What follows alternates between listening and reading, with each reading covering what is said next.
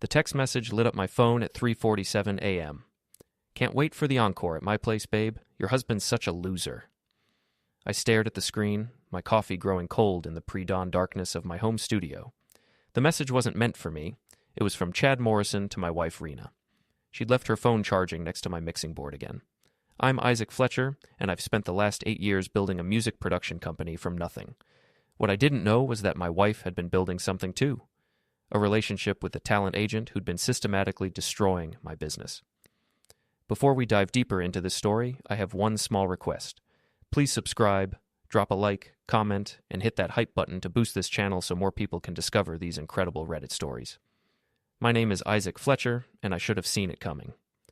When your wife starts talking about wedding renewal fees like she's negotiating a record deal, maybe it's time to pay attention. But I was too busy trying to save my music production company to notice that Rena had already moved on to her next gig. Isaac, honey, I've been thinking, Rena said that Tuesday morning, applying her third layer of Instagram perfect makeup. If we're going to renew our vows next year, I'm going to need at least $50,000 for the ceremony. I nearly choked on my coffee. $50,000 for renewing vows we already took? It's an investment in our brand, she said, not looking up from her phone. She was always on that damn phone, posting photos of our breakfast like it was breaking news. My followers expect a certain level of sophistication. Your followers don't pay our mortgage, Rena. She finally looked at me, her perfectly contoured face twisted in annoyance. Actually, they do. My influencer income is keeping us afloat while your little music hobby bleeds money. Little music hobby. 8 years of 16-hour days, building relationships with artists, investing every penny back into better equipment, and she called it a hobby. Fine, I said, pulling out my phone. Let's talk about investments. I hit record and set it on the counter. So you want $50,000 for a wedding renewal ceremony, is that correct? Why are you recording this? She asked, suddenly defensive. Just want to make sure I understand the terms. $50,000 or no renewed vows? Well, yes, but... And if I can't afford $50,000, what happens to our marriage? Rena's face flushed. Isaac, stop being dramatic. I'm just saying that if you really loved me, you'd find a way to make it happen. I stopped recording and immediately sent the audio file to both sets of parents. Within minutes, my phone was buzzing. Isaac, what the hell is wrong with your wife? My mother's voice was sharp with disgust. I'm wondering the same thing, Mom. Rena's phone started ringing too. Her mother, Gloria's shrill voice carried across the kitchen. Rena Marie, did you really demand $50,000 from your husband? Mom, it's not like that. It's exactly like that, sweetheart. I heard the recording. The fallout was immediate and brutal. By noon, both families were in group chats dissecting Rena's character. My sister-in-law posted a Facebook rant about gold diggers. Rena's own brother called her embarrassing. But the real entertainment started that evening at Kiki's birthday party. Kiki was Rena's best friend and fellow influencer, which meant the party was really just a photo shoot with overpriced cocktails. I can't believe Isaac recorded you, Kiki whispered to Rena, not realizing I was standing right behind them at the bar. He's getting paranoid, Rena replied. Chad says men do that when they know they're losing control. Chad. There was that name again. Chad Morrison, the talent agent who'd been circling my artists like a vulture for months. Speaking of Chad, Kiki giggled, when are you going to tell Isaac about... Shh. Rena cut her off, glancing around nervously. I ordered another whiskey and pretended to check my phone while listening. He thinks he's the star of this relationship, Rena continued, but I've got a whole other band waiting in the wings. Chad's so much more successful than Isaac anyway, Kiki added, and he actually appreciates what you bring to the table. Exactly. Isaac acts like his little studio is some kind of empire, but Chad represents real talent. Grammy winners. Not these indie nobodies Isaac works with. I smiled into my drink. Real talent. Grammy winners. Chad Morrison represented exactly 3 artists of note, and 2 of them had been my clients until 6 months ago. Interesting coincidence. Plus, Rena lowered her voice, Chad's planning something special for Isaac. Something that'll finally show everyone what a fraud he really is. I pulled out my phone and opened the voice memo app, setting it to record as I casually placed it on the bar between us. What kind of special something? Kiki asked. Let's just say Isaac's reputation is about to take a major hit. Chad's got connections Isaac could never dream of. I'd heard enough. I pocketed my phone and walked away, my mind racing. Whatever Chad was planning, I needed to get ahead of it fast. The next morning, I called my best friend Des Martinez, my sound engineer and the only person I trusted completely. Des, I need a favor. A big one. What's going on, man? Rena's cheating on me with Chad Morrison, and I think he's sabotaging my business. There was a long pause. That sleazy piece of shit? Isaac, I'm sorry. Don't be sorry. Be ready to help me destroy them both. What do you need? Everything. Surveillance, evidence, and a front row seat to watch their world burn. That afternoon, while Rena was at her yoga class, which I now suspected was code for something else entirely, Des and I broke into Chad's penthouse. Well, broke in is a strong term. The building's security guard was Tommy Rodriguez, a drummer whose demo I'd produced for free 2 years ago. Isaac, good to see you, man. That track you mixed for me got me 3 gigs last month. Glad to hear it, Tommy. Listen, I need to get into Chad Morrison's place, Unit 2847. Tommy's expression darkened. That asshole. He stiffed my cousin on a booking fee. What do you need? 20 minutes later, Des and I were in Chad's ridiculously over-decorated apartment, planting a listening device behind his sound system. This guy has terrible taste in everything, Des muttered, examining Chad's collection of motivational books and protein supplements. Focus, Des. We need to be out of here in 10 minutes. The device was military grade, courtesy of Des's brother who worked private security. It would pick up conversations from anywhere in the main living area and transmit them to an app on my phone. We were back in my studio within the hour, and the device was already paying dividends. Chad was on a call with someone, and his voice came through crystal clear. The Fletcher situation is almost handled. I've got 3 more of his artists ready to jump ship, and once word gets out about his drug problem, nobody in this town will work with him. Drug problem? I'd never touched anything stronger than whiskey in my life. What drug problem? The voice on the other end asked. The one I'm about to create. I've got photos of him meeting with known dealers, bank records showing suspicious cash withdrawals, and 2 witnesses ready to swear they saw him high during recording sessions. My hands clenched into fists. This wasn't just adultery. It was a coordinated attack on everything I'd built. And the wife? Rena's playing her part perfectly. She'll file for divorce right after the story breaks, claiming she had no idea about his addiction. She'll get the house, half the business assets, and full sympathy from everyone who matters. Brilliant. When do we move? Next week. The industry gala is the perfect venue. Public humiliation in front of every label executive and booking agent in the city. The call ended, and I sat in stunned silence. They weren't just planning to ruin my marriage. They were going to destroy my career and frame me as a drug addict in the process. Those motherfuckers, Des breathed. No, I said slowly, a plan already forming in my mind. They're finished. They just don't know it yet. The next few days were a masterclass in acting. I played the oblivious husband perfectly, even as I gathered evidence of their betrayal like a man possessed. Every conversation was recorded, every text message screenshotted, every lie cataloged and filed away for future use. Rena made it easy. She'd grown so confident in her deception that she barely bothered hiding it anymore. She'd disappear for hours at a time, claiming she was meeting with brands about sponsorship deals. When she came home, she'd shower immediately and spend an hour on her phone, giggling at messages she'd quickly hide when I walked by. Who keeps texting you? I asked one evening, feigning casual interest. Just Kiki. She's having drama with her boyfriend again. But I'd already seen the contact name when her screen lit up. C. The listening device in Chad's apartment was providing a steady stream of intelligence. They met there 3 times that week, and their conversations revealed the full scope of their plan. Isaac's so pathetic. Rena's voice came through my headphones as I sat in my studio mixing a track for one of my remaining artists. He actually thinks I care about his little music business. Soon you won't have to pretend anymore, Chad replied. Once we destroy his reputation, you can file for divorce and take half of whatever's left. Then we can be together publicly. What about the drug story? Will people really believe it? Baby, I've been planting seeds for months. I told Marcus Webb at Sunset Records that Isaac seemed erratic during their last meeting. I mentioned to Jennifer Santos at the venue management company that some artists were complaining about Isaac's behavior. All I need now is one big public incident to make it all seem credible. Marcus Webb and Jennifer Santos were 2 of my most important industry contacts. If Chad had poisoned those relationships, it explained why several deals had fallen through recently. You're so smart, Rena purred. Isaac could never plan something like this. Your husband's an amateur, sweetheart. He thinks making good music is enough. He doesn't understand that this business is about politics and power. They were right about one thing. I had been naive about the politics. But I was learning fast. That Friday, I followed Rena to one of her brand meetings. She drove to Chad's building and disappeared inside for 3 hours. I parked across the street and used a telephoto lens to photograph her entering and leaving. The timestamps would be crucial later. But the real breakthrough came when I hacked into Rena's social media accounts. She used the same password for everything.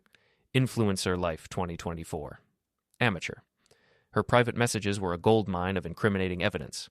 Group chats with her influencer friends where she mocked our marriage, direct messages with Chad planning their public debut as a couple, and most damaging of all, conversations about my business that she could only have known from going through my private files.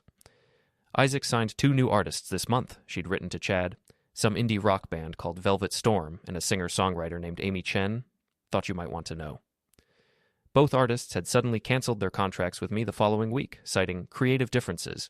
Now I knew why. But Rena's biggest mistake was underestimating my technical skills. She didn't know that I'd installed monitoring software on our shared laptop months ago, after she'd accidentally deleted some important client files.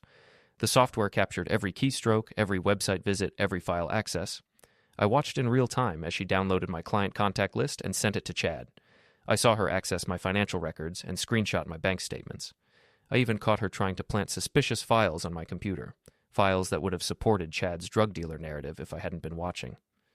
Des, I called him at midnight on Sunday. Emergency meeting. My studio, now. He arrived 20 minutes later with coffee and donuts. Bless him. What's the situation? I played him the recordings, showed him the photos, and walked him through the digital evidence I'd gathered. Holy shit, Isaac. This is like a spy movie. It gets worse. Look at this. I pulled up Chad's financial records.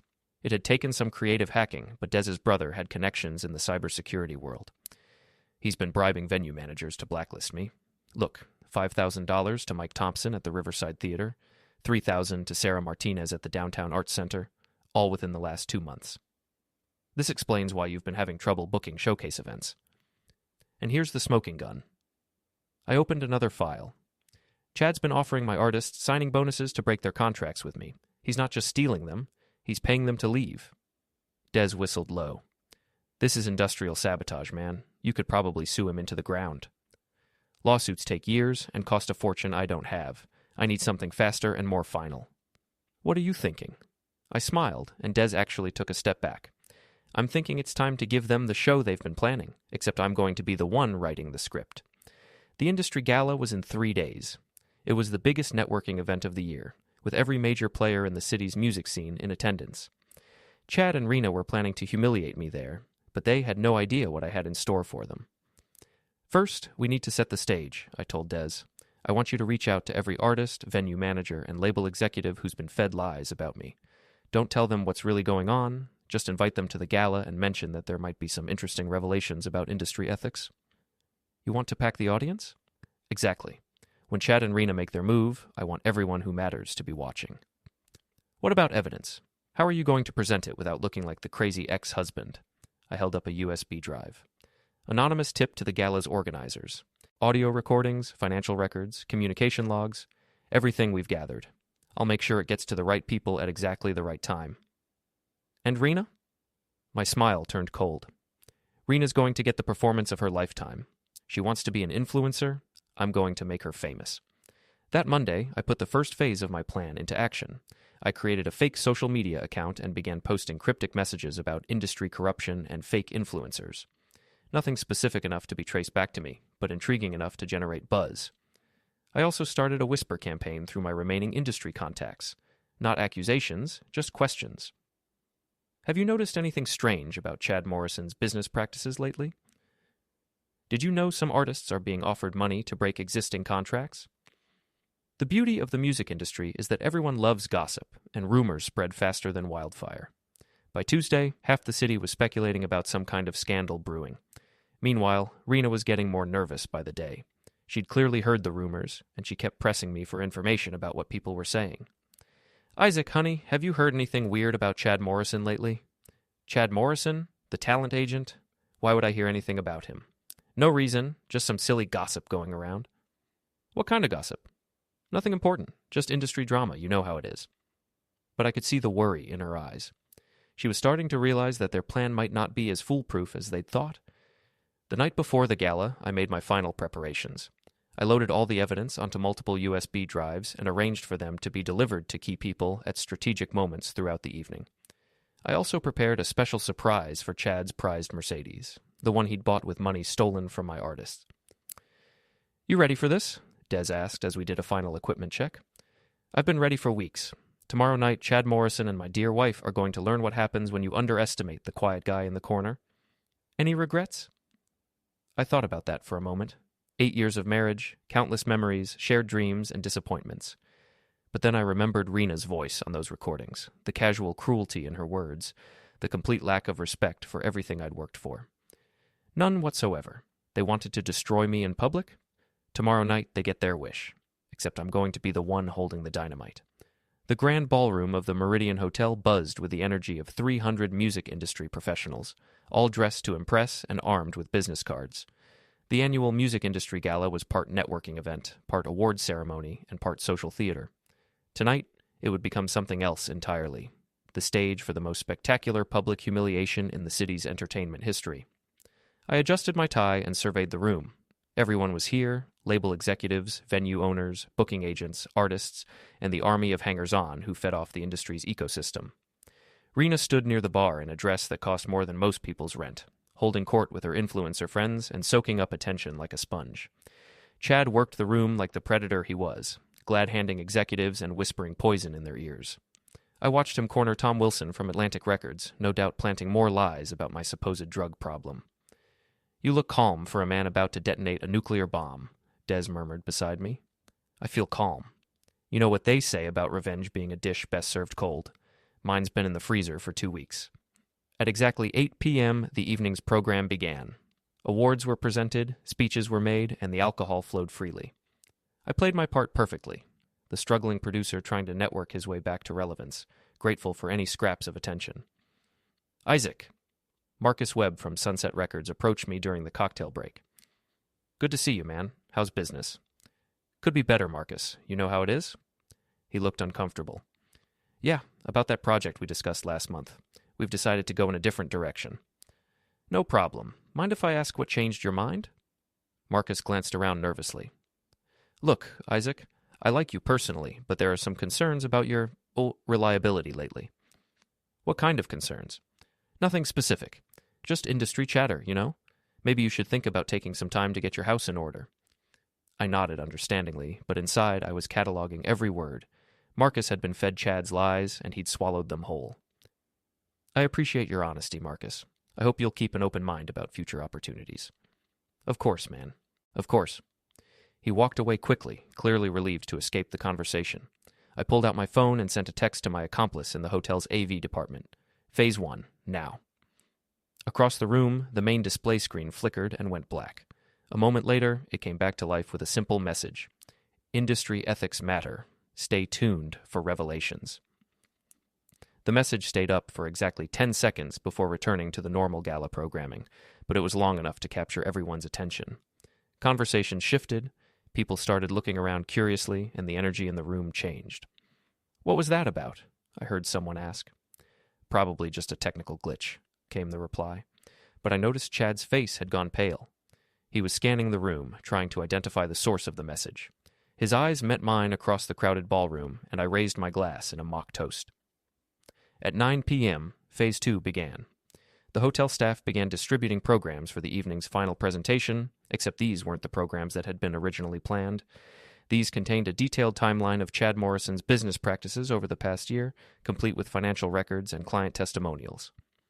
"Holy shit," I heard Jennifer Santos whisper as she read through the document. "Is this real?" "It's all documented," her companion replied. "Look at these bank transfers. He's been paying artists to break existing contracts." The whispers spread through the room like wildfire. People huddled in small groups, comparing notes and sharing information.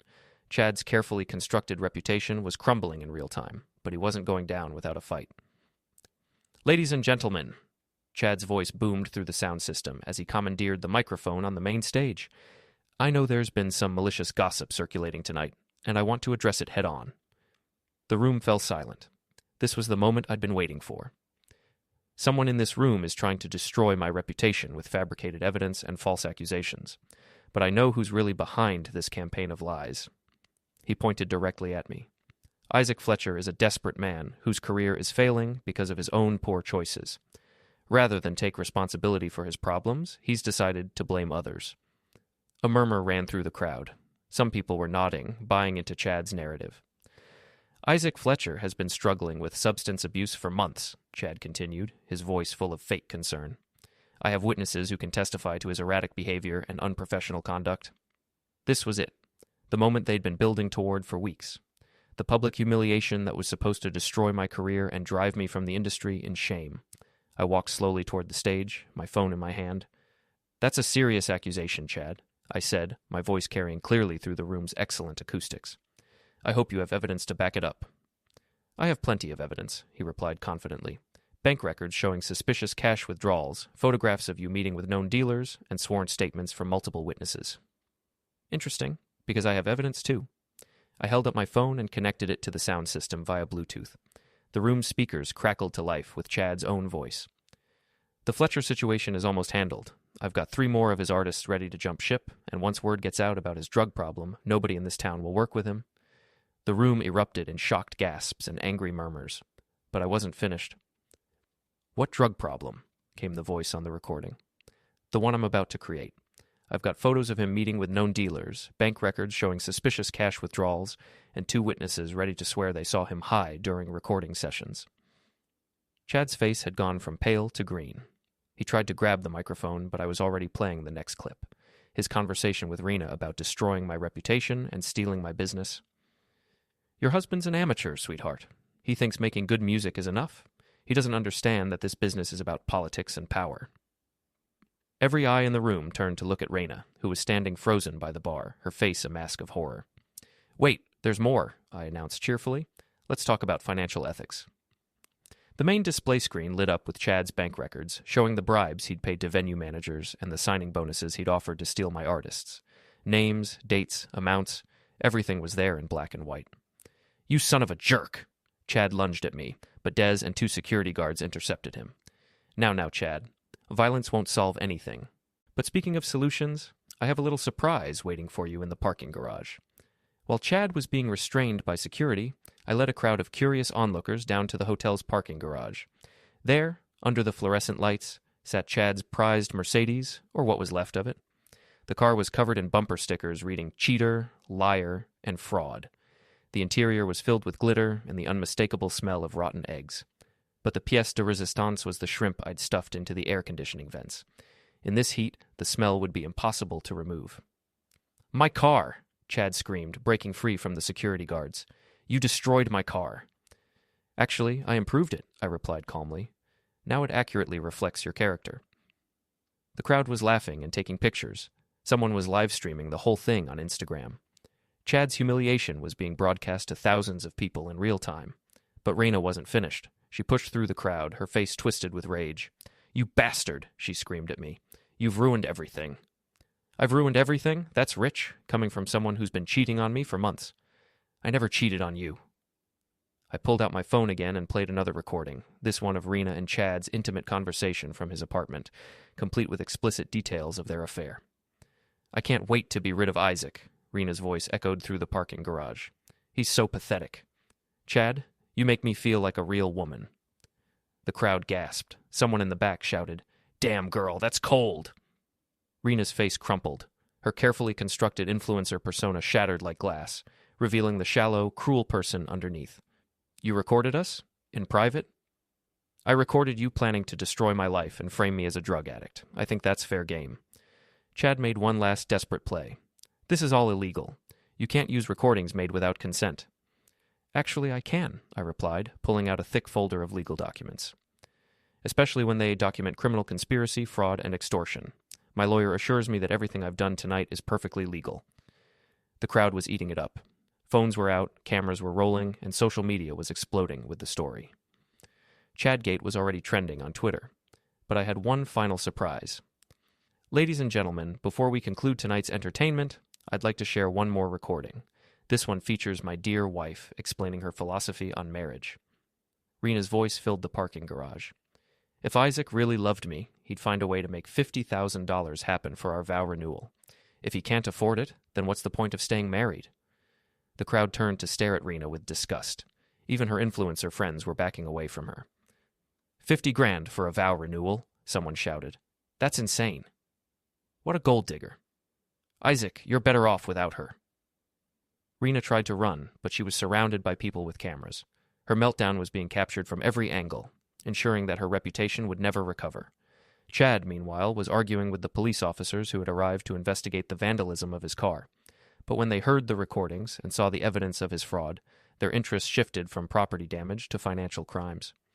Sir, you're going to need to come with us for questioning, one of the officers told Chad. This is harassment. I'm the victim here. The victim? You framed an innocent man as a drug addict and stole his clients through bribery and fraud. You're lucky he didn't press criminal charges. As Chad was led away in handcuffs, he turned back to glare at me. This isn't over, Fletcher. Actually, it is, I replied.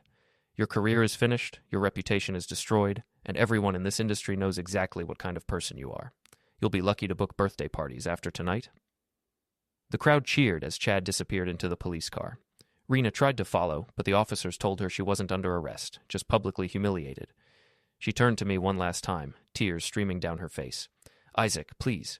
We can work this out. I made a mistake. You made a choice, Rena.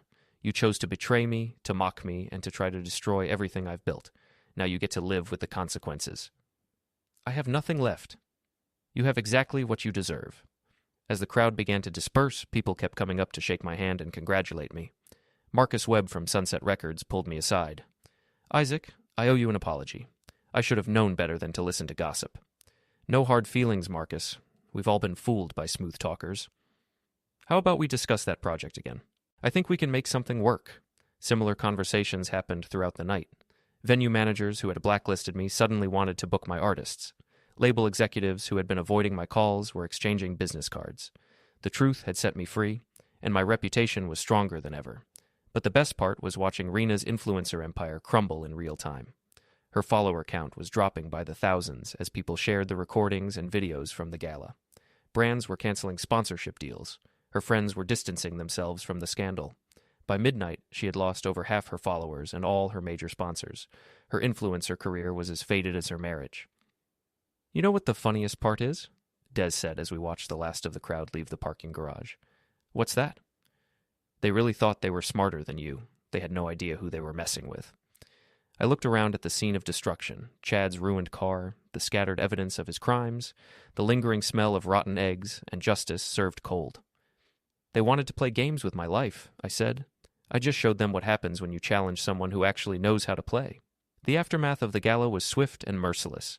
By morning, Jacques Chadgate was the top trending topic on social media, with thousands of people sharing videos and commentary about the previous night's revelations. Local news stations picked up the story, framing it as an exposé of corruption in the music industry. I woke up in my studio, where I'd crashed after the long night, to find my phone buzzing with notifications. Interview requests from journalists, congratulations from industry colleagues, and dozens of new client inquiries. My email inbox was flooded with opportunities that had been mysteriously absent for months. But the most satisfying messages were the ones from artists who had been manipulated by Chad. Amy Chen, the singer-songwriter who had canceled her contract with me, sent a heartfelt apology. Isaac, I'm so sorry. Chad told me you were having personal problems and couldn't give my career the attention it deserved. He offered me a signing bonus and promised connections I couldn't get anywhere else. I should have talked to you directly instead of believing his lies. Is there any chance we could work together again? Similar messages came from other artists, venue managers, and industry professionals who had been fed Chad's propaganda. The truth was spreading faster than his lies ever had. Rena, meanwhile, was experiencing her own reckoning. I checked her social media accounts and found a wasteland of canceled partnerships and angry comments. Her follower count had dropped from 150,000 to 60,000 overnight, and the bleeding wasn't stopping. Her latest post, a desperate attempt at damage control, had backfired spectacularly. I want to address the rumors circulating about my personal life. While my marriage has had its challenges, the recordings shared last night were taken out of context and edited to present a false narrative. I never intended to hurt anyone, and I hope people will remember that there are two sides to every story. The comments section was brutal. Girl, we heard the full recordings. There's no context that makes demanding $50K for a vow renewal okay. You literally called your husband pathetic, on tape. How is that out of context? Gold digger got exposed and now wants sympathy. Pathetic. But I wasn't content to let social media handle my revenge. I had bigger plans. That afternoon, I received an unexpected visitor. Gloria, Rena's mother, stood at my studio door in her designer suit, looking like she'd aged 10 years overnight. "Isaac, we need to talk." "Do we?" "Because I seem to remember you calling me a loser who wasn't good enough for your daughter." Gloria's face flushed. That was before I knew what Rena was really doing. The family is devastated by this scandal. Funny how scandals change people's perspectives. Look, I'll be direct. This situation is damaging our family's reputation. Rena's father's law practice is getting negative attention. Her brother's business is being affected. We need this to go away. I leaned back in my chair. What exactly are you proposing? A quiet divorce. Rena keeps the house, you keep the business. No public statements, no more recordings, no more social media drama. And in return? We make sure this story dies. We have connections in the media, influence in the community. We can minimize the long-term damage to everyone involved. I pretended to consider her offer. That's interesting, Gloria, but I have a better idea. I pulled out my phone and played a recording I'd been saving for just this moment, Gloria herself, from a family dinner 3 months ago, talking about me behind my back. Isaac's a nice enough boy, but he's not ambitious. Rena needs someone who can provide the lifestyle she deserves. She's too beautiful and talented to be stuck with a small-time music producer forever. Gloria's face went white. Where did you get that? Rena recorded it herself and sent it to Chad. They thought it was hilarious, the whole family talking about what a disappointment I was. Isaac, please. But wait, there's more. I played another clip, this one of Gloria actively encouraging Rena's affair. If Chad can offer you a better life, maybe you should consider your options. Marriage isn't a prison sentence. You can't use that. It was a private family conversation. Was it? Because Rena shared it with her lover as part of their plan to humiliate me. I'd say that makes it fair game. Gloria tried a different approach. What do you want? Money? We can pay you to keep quiet. I don't want your money, Gloria. I want justice. And I want everyone to know exactly what kind of family raised my cheating wife. You're making a mistake. We have resources, connections. We can make your life very difficult. I smiled and hit another button on my phone. This time, Gloria's own voice filled the room with a different conversation, one where she discussed bribing a city council member to approve a zoning variance for her husband's law office. How did you? Your daughter isn't the only one who records conversations, Gloria. The difference is, I'm better at it. She left without another word, but I knew this wasn't over. The family would regroup and try a different strategy. I needed to stay ahead of them. That evening, Des and I met at our usual bar to plan the next phase of my campaign. So, what's the status report? He asked. Chad's been arrested on fraud charges. His agency is being investigated by the state attorney general. 3 of his artists have already fired him, and the rest are probably not far behind. And Rena. Finished as an influencer. She's lost most of her followers and all her major sponsors, but her family is trying to mount a counterattack. What kind of counterattack? I showed him the recordings from Gloria's visit. They want to make this go away quietly. When I refused, they threatened to use their connections against me. Can they actually hurt you? Maybe. Her father's a lawyer with political connections. Her uncle owns 3 radio stations. They have influence in this city. So what's the plan? I pulled out a thick folder. Mutually assured destruction. I've been digging into the whole family's business dealings, tax evasion, bribery, fraud. They're not as clean as they pretend to be. Jesus, Isaac, you've become a one-man FBI investigation. They started a war. I'm going to finish it. But before I could implement my plans against Rena's family, she made a move that surprised everyone, including me. The next morning, I woke up to find her sitting in my kitchen, drinking coffee like nothing had happened. How did you get in here? I still have a key, remember? We're still married. She looked terrible. Her usual perfect makeup was gone, revealing dark circles under her eyes.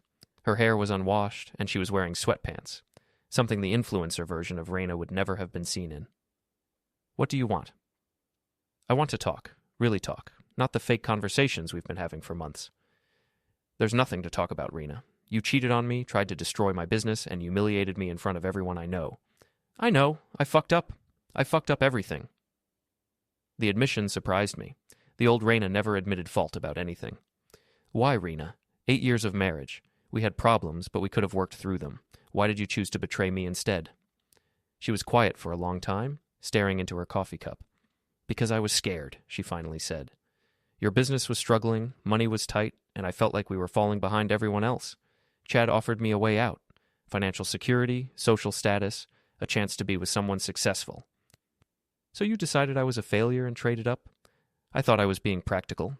I thought love wasn't enough if we couldn't pay our bills. We were never broke, Rena. We had some lean months, but the business was recovering. You just didn't want to wait. I know that now, but at the time, Chad made it seem like you were finished.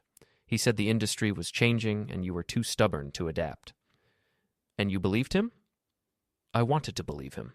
It made it easier to justify what I was doing. She looked up at me with tears in her eyes. Isaac, I know I don't deserve it, but I'm asking for another chance. We can start over, rebuild our marriage, learn from our mistakes. For a moment, I almost felt sorry for her. She looked genuinely broken, genuinely remorseful. But then I remembered her voice on those recordings, the casual cruelty, the complete lack of respect. It's too late, Rena. Please, I'll do anything. I'll go to counseling. I'll give up social media. I'll support your business instead of undermining it. You don't understand. This isn't about forgiveness or second chances. You didn't just cheat on me. You tried to destroy me. You conspired with Chad to frame me as a drug addict, ruin my reputation, and steal my clients. That's not a mistake or a moment of weakness. That's malicious, calculated evil. I never wanted to hurt you that badly. The drug story was Chad's idea. I just went along with it. You went along with it because you thought it would benefit you. You were willing to watch me lose everything as long as you got what you wanted. She started crying harder. I'm not that person anymore. Losing everything has changed me. I understand now what really matters. What really matters to you is that you got caught. If your plan had worked, if Chad had successfully destroyed my career and reputation, you'd be living in his penthouse right now, laughing about what a fool I was. That's not true. I pulled out my phone and played one more recording, this one from just 2 days before the gala. I almost feel bad for Isaac, Rena's voice said. He has no idea what's coming. By next week, he'll be finished in this town. Do you feel bad enough to call it off? Chad's voice asked. Hell no. He's had this coming for years. Maybe now he'll learn some humility. The recording ended, and Rena sat in stunned silence. That's who you really are, I said quietly. Not this broken, remorseful woman sitting in my kitchen. You're the person who said I had it coming because I wasn't successful enough for your taste. Isaac, get out.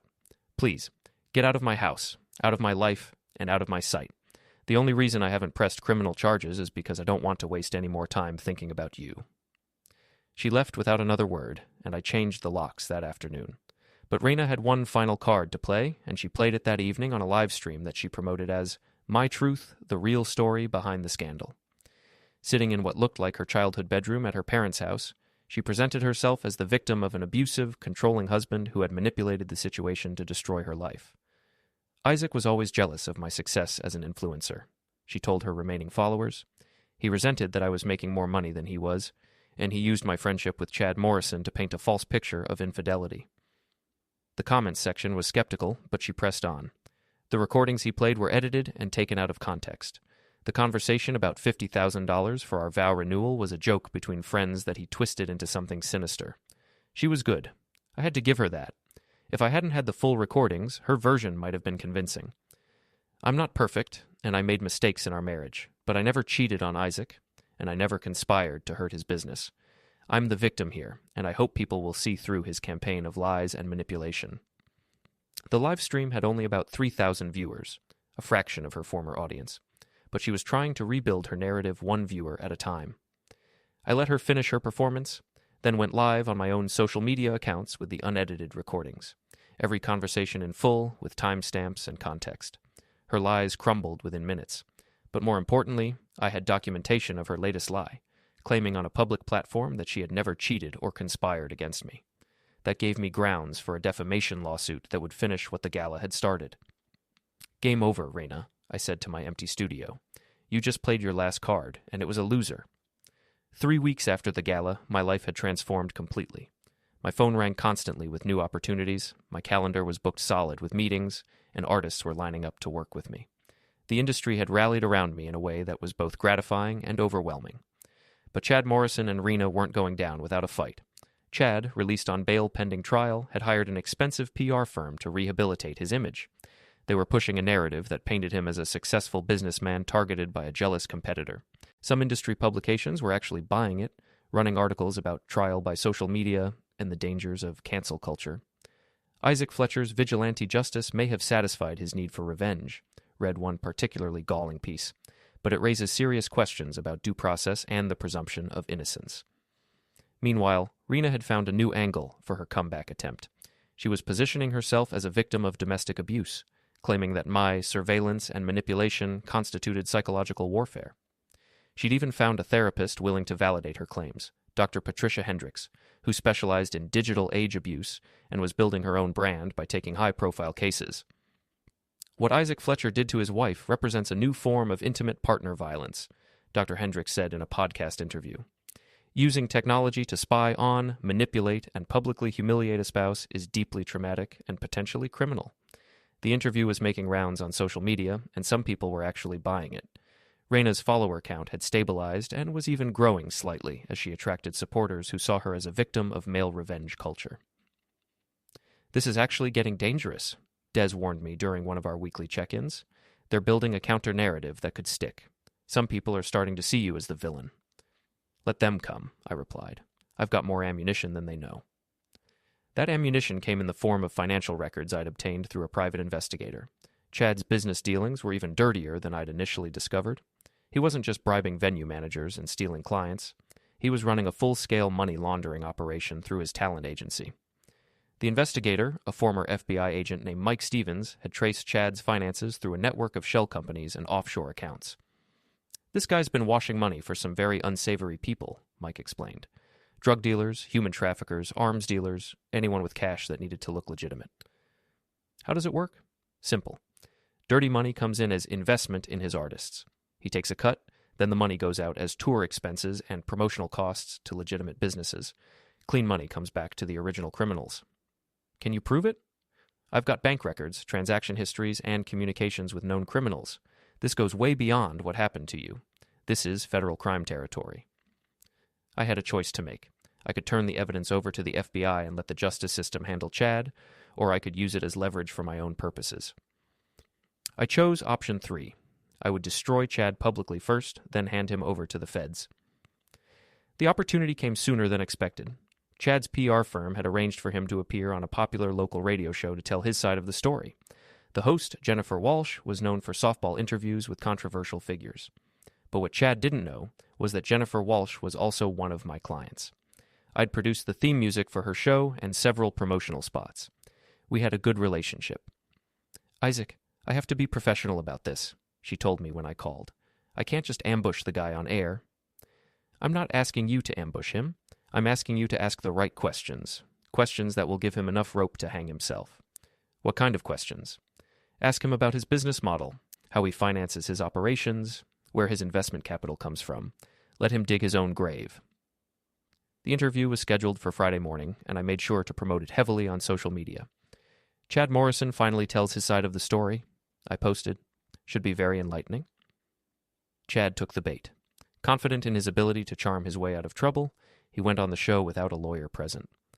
"Chad, there have been serious allegations about your business practices," Jennifer began. "Can you walk us through how your agency operates?" "Of course, Jennifer. We're a full-service talent management company. We represent artists, negotiate deals, and help finance their careers through our investor network." "Tell us about these investors. Who are they?" "Successful business people who believe in the power of music to change lives. They provide capital, we provide expertise, and everyone wins." "Can you name any of these investors?" Chad hesitated. "Well, they prefer to remain anonymous for privacy reasons." "That's interesting. Anonymous investors funding music careers. How much money are we talking about?" "It varies.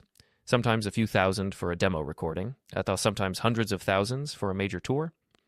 Hundreds of thousands in cash from anonymous investors. That sounds unusual for the music industry." "Not really. There's a lot of private wealth looking for investment opportunities in entertainment." Jennifer pressed harder. "But how do you verify the source of these funds? How do you ensure you're not inadvertently involved in money laundering?"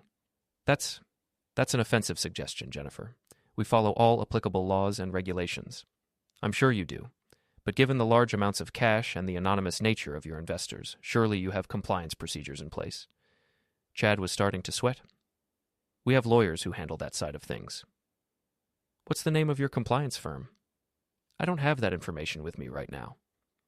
You don't know the name of the law firm that handles your money laundering compliance? It's not money laundering. These are legitimate business investments. Of course. But you understand why people might be suspicious of a talent agency that handles hundreds of thousands in cash from anonymous investors without being able to name their compliance attorneys.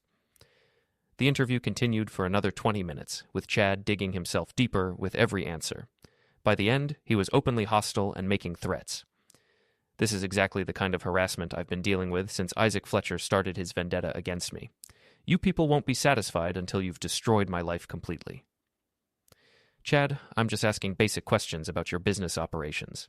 If that feels like harassment, maybe the problem isn't with the questions. The interview was a disaster for Chad, but it was just the opening act. That afternoon, I released the financial records Mike Stevens had uncovered, along with a detailed analysis of Chad's money laundering operation. The story exploded across social media and was picked up by every major news outlet in the city. By evening, the FBI had issued a statement confirming they were investigating Chad's business for financial crimes. But Chad's downfall created an opening for Raina's comeback narrative. She positioned herself as another victim of Chad's criminal enterprise, claiming she had been manipulated and used by a dangerous man. I had no idea Chad was involved in illegal activities, she said in a hastily arranged press conference. I was as much a victim of his manipulation as my husband was. This whole situation has been traumatic for everyone involved. It was a clever pivot, and some people bought it. But I had been preparing for this move too. That evening, I released a new set of recordings. Conversations between Rena and Chad, where they explicitly discussed using his business connections to intimidate me. Can your investor friends put some pressure on Isaac's clients? Rena's voice asked on one recording. They don't like to get directly involved, Chad replied, but they have ways of making people understand what's in their best interest. Good. He needs to learn that there are consequences for crossing the wrong people. The recordings painted Rena not as an innocent victim, but as someone actively encouraging Chad to use his criminal connections against me. Her press conference narrative crumbled overnight, and her brief surge in public sympathy evaporated. But Rena had one more card to play, and it was her most desperate yet. Saturday morning, I arrived at my studio to find her waiting in the parking lot with a local news crew. "Isaac," she called out as I got out of my car. "I just want to talk." The cameras were rolling, capturing what she hoped would look like a heartbroken wife trying to reconcile with her vengeful husband. "I know I made mistakes," she said loudly enough for the microphones to pick up. "But I love you, and I want to save our marriage. Can't we work this out privately without all this public drama?" It was a performance designed to make me look like the unreasonable party. If I ignored her, I'd seem cold. If I engaged, she'd try to manipulate the conversation for the cameras. But I had prepared for this scenario, too. "Rena, you're absolutely right. We should handle this privately. Let's go inside and talk." Her face lit up. She thought she'd won. But as we walked toward the studio, I was already implementing my plan. Inside, away from the cameras, Rena dropped her performance immediately. "You bastard. You've destroyed everything I worked for." "I've exposed everything you really are. There's a difference. I want half of everything. The business, the house, the equipment. I'm entitled to it." "Actually, you're not. I had our prenup reviewed by 3 different lawyers. Infidelity voids your claim to business assets. I'll fight you in court. I'll drag this out for years." "With what money? You're broke, remember? No sponsors, no income, no assets of your own." She tried a different approach. "Isaac, please. I know I hurt you, but I'm still your wife. Doesn't that mean anything?" "It means I have legal grounds to sue you for defamation, conspiracy, and intentional interference with business relationships. My lawyers estimate I can get about $2 million in damages." Her face went pale. "You can't be serious." "Absolutely serious. Unless, of course, you want to make this easy on both of us." "What do you want?" I pulled out a divorce agreement I'd had prepared weeks earlier. "Sign this. You get nothing except your personal belongings. In exchange, I don't sue you into bankruptcy. This is extortion. This is consequences.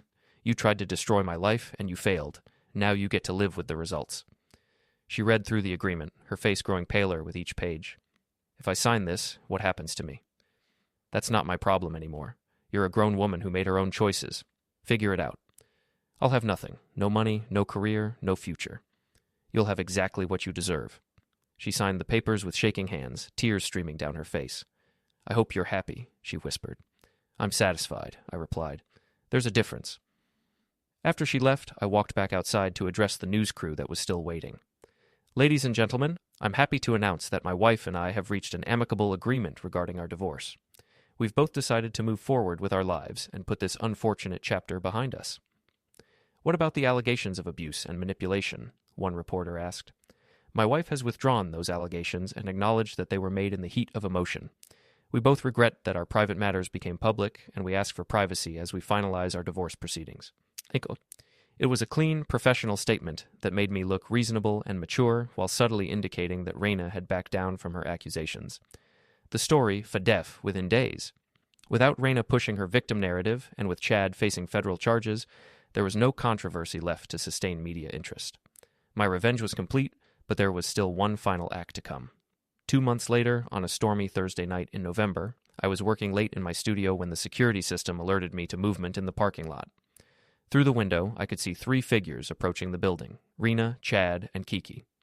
Chad was supposed to be under house arrest pending trial, but apparently he'd decided to risk violating his bail conditions for one last confrontation. Raina looked desperate and disheveled, a far cry from the polished influencer she'd once been. Kiki just looked scared. I'd been expecting this moment. Desperate people do desperate things, and I'd taken precautions. The building's security system was state-of-the-art, with cameras covering every angle and a direct line to the police station.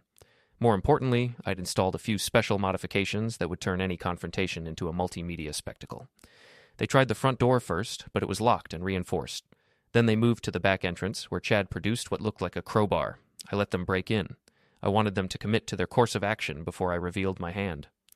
The studio was dark except for the emergency lighting, and the storm outside provided dramatic atmosphere with thunder and lightning illuminating the windows.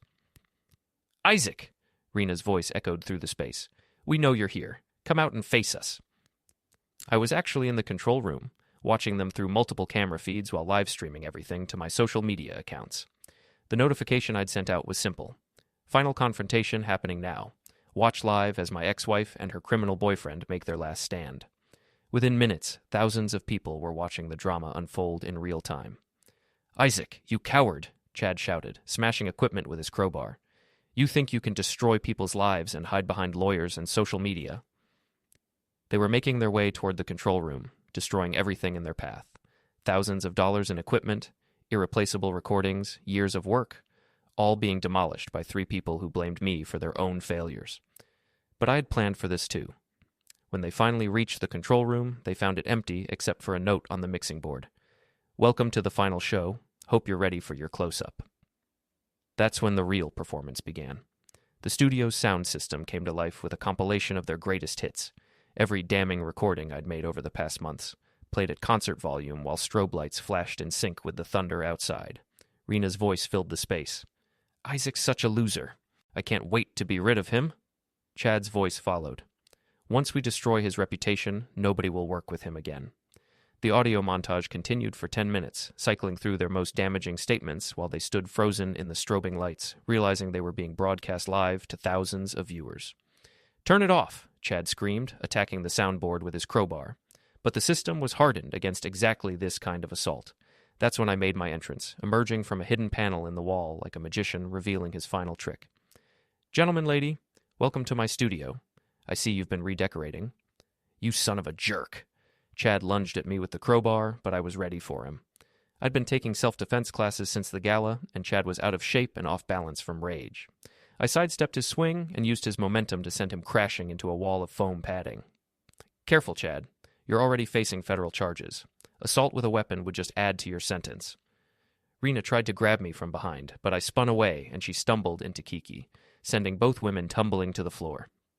"This is all your fault," Rena screamed from the ground. "You destroyed our lives." "I exposed your lies. You destroyed your own lives." The storm outside was reaching its peak, with thunder shaking the building and rain hammering against the windows. Lightning illuminated the scene like a photographer's flash, capturing every moment of their humiliation for the live audience. Chad struggled to his feet, still holding the crowbar. "I'm going to eliminate you, Fletcher."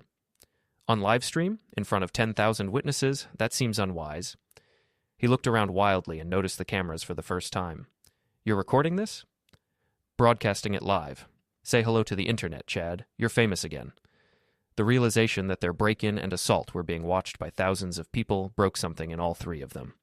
Kiki started crying hysterically. Rena began screaming incoherently about how unfair everything was. Chad just stood there with his mouth open, finally understanding that he'd been outmaneuvered one final time. "Here's what's going to happen," I announced, speaking as much to my online audience as to the three intruders. "You're going to leave my studio immediately. Chad, you're going back to house arrest to await trial for money laundering and racketeering.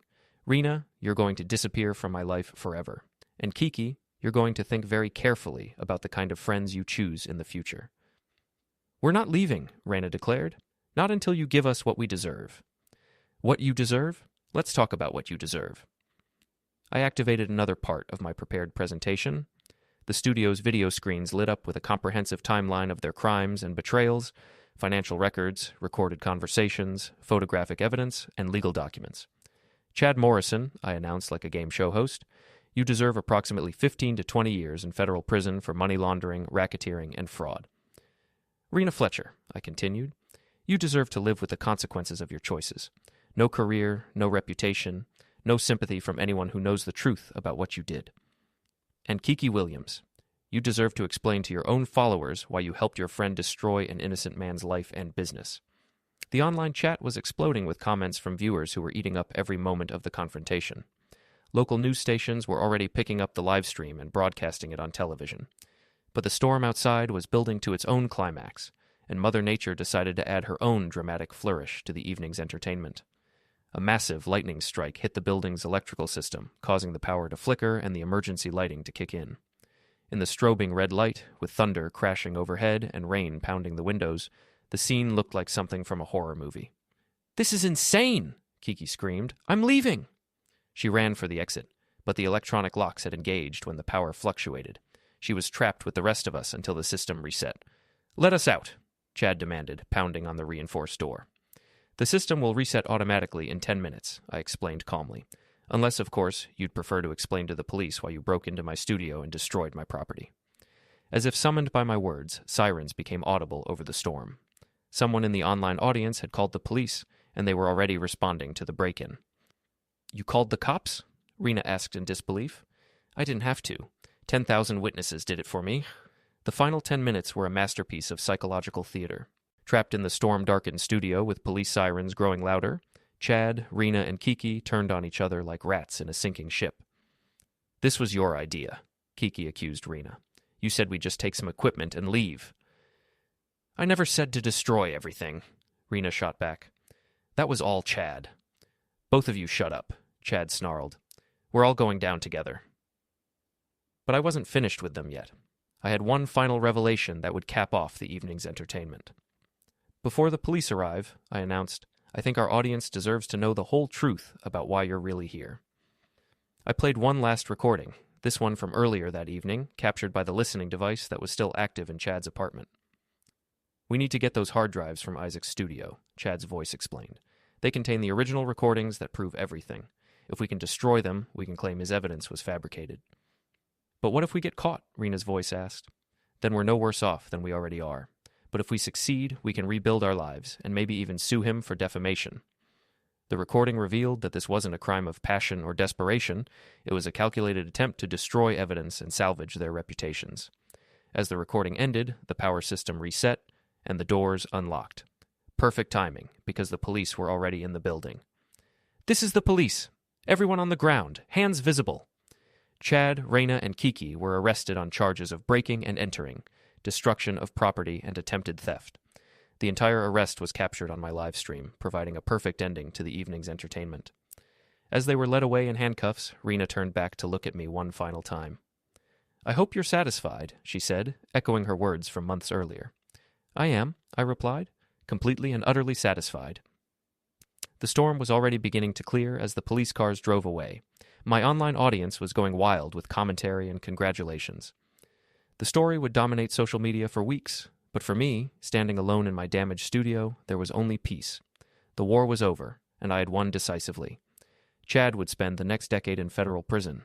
Rena would spend the rest of her life dealing with the consequences of her choices, and I would rebuild stronger and wiser than before. As I surveyed the damage they'd done to my studio, I couldn't help but smile. They'd destroyed some equipment and broken some furniture, but they'd also provided me with the perfect ending to my story. The live stream had been watched by over 50,000 people by the time I ended it. The recording would be viewed millions of times in the days to come. Chad Morrison and Raina Fletcher would be internet infamous forever, their names synonymous with betrayal, stupidity, and spectacular failure. I walked to the window and looked out at the clearing storm. Lightning still flickered in the distance, but the thunder was fading and the rain was slowing to a gentle patter. It was over. Finally, completely, satisfyingly over. I pulled out my phone and typed one final social media post. And that's how you close a show.